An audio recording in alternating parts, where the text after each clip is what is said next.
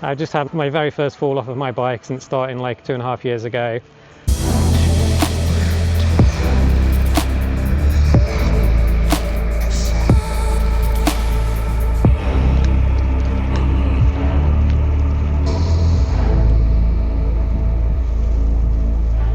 Hi, so today you join me on the River Exe cycle trail, and I've just gone past Powderham. I started out in Dawlish today, and we've got a fun one planned today. So I'm going to stay purely on the River Exe cycle trail. We're going to go all the way up along the River Exe towards Exeter, cross over to the other side, and then all the way back down the other side, back over towards the coast and Exmouth city. I'm hoping to get there before it gets dark. It's Saturday afternoon. The sun is kind of setting now. Once we get over towards Exmouth, we're then going to come back to Exeter, and the plan is to kind of get back to Exeter as it gets dark, and then we'll have a look around the city and hopefully we'll see some of the Christmas lights. So I'm really looking forward to today. I'm guessing it's going to be around about 70 kilometres and very little elevation, so quite a steady one. And let's go and look at Exmouth as the sun sets, and then we'll go back over towards Exeter for some Christmas lights.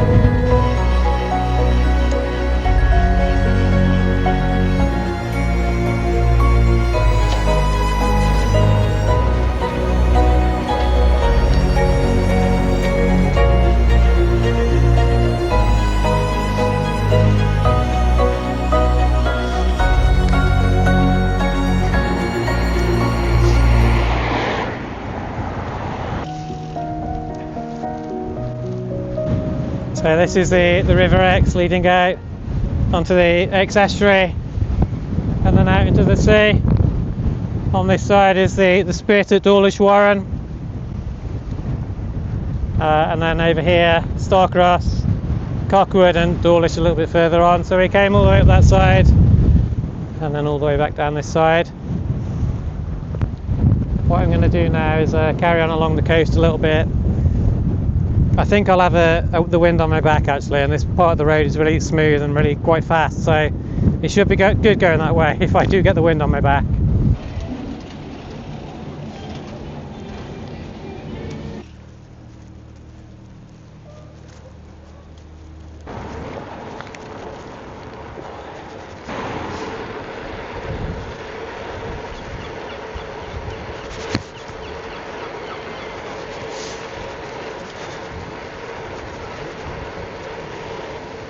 I didn't consider this actually. Obviously the wind is blowing all the sand on the road.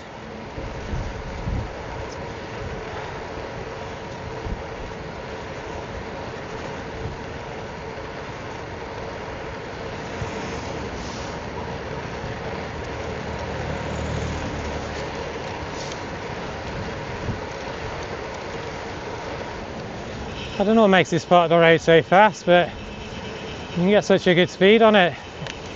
It's smooth, but I don't know how why it's smoother and so much faster than most other places.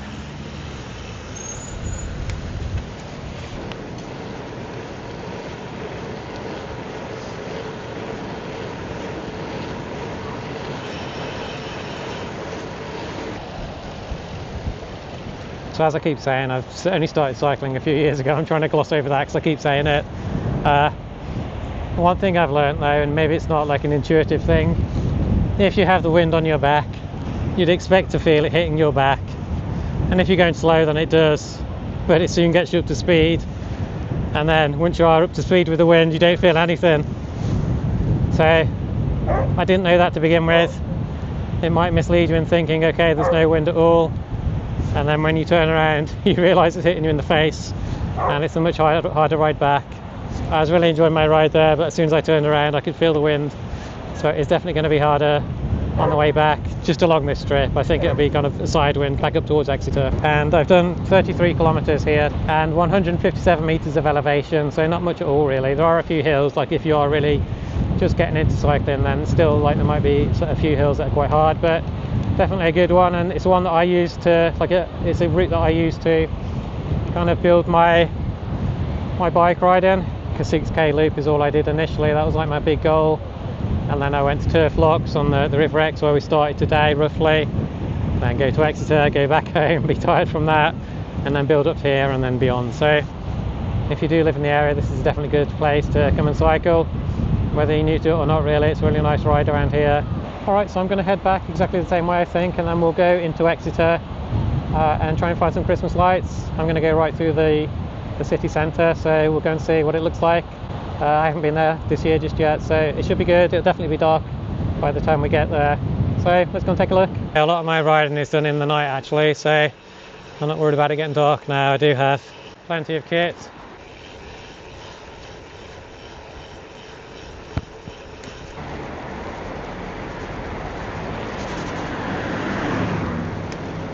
Alright, so this is the bridge back over to the other side of the River Exe, but before we go back, let's go to Exeter and have a look at some of the Christmas lights. Okay, can I get this way? The river's over the top of the wall there. Okay, the ramp's not too far ahead, but I'm going to have to go through the water by the look of it. It's looking pretty ropey ahead though, this last bit.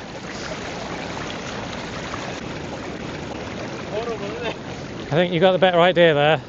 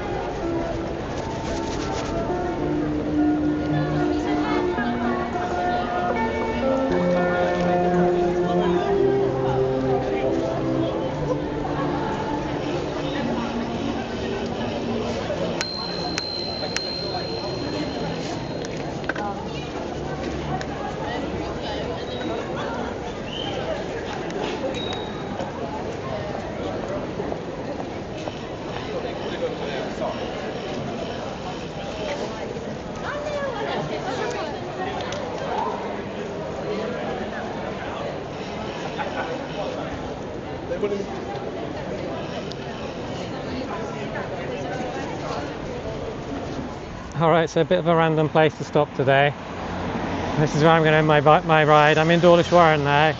I just wanted to find somewhere that had some light really. So I've had a really good ride. I could have stopped it in Exeter, but I just wanted to kind of complete as much of the ride as I could, because I feel like this is actually quite a benchmark ride for me. My total distance is 75 kilometres. I've got maybe just 2 back to Dawlish now, and I did 335 metres elevations. But I think the reason it's a benchmark for me is like I've been talking about doing 100-kilometer rides and trying to normalize that, you know, not treat it as such of a big thing, but actually to do that, like, I also need to normalize the 70s, the 80s and the 90s, right? So I think this one's been a really good one. It's like, it was a last minute thing, so I didn't kind of make a big deal out of it. I didn't bring like much food with me, actually. I just had one little snack. Normally I stop and have like a bigger meal, so I've kind of been able to do it really quite quickly, so I'm really pleased with that. And then also, I think maybe because I am a little bit tired now and I need something to eat, I just had my very first fall off of my bike since starting like 2.5 years ago. I have had quite a few moments where I've had to jump off and I've managed to land on my feet, but just over the road here, I just came up to like a very low curb, let's say, like it's just leading into a road, and I obviously just hit it at too much of a shallow angle.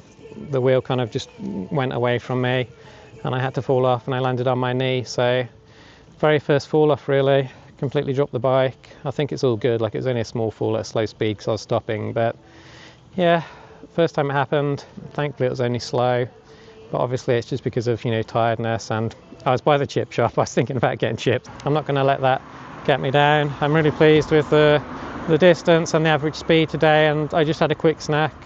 So this is all kind of like a good benchmark, right, for leading up to 100 kilometers.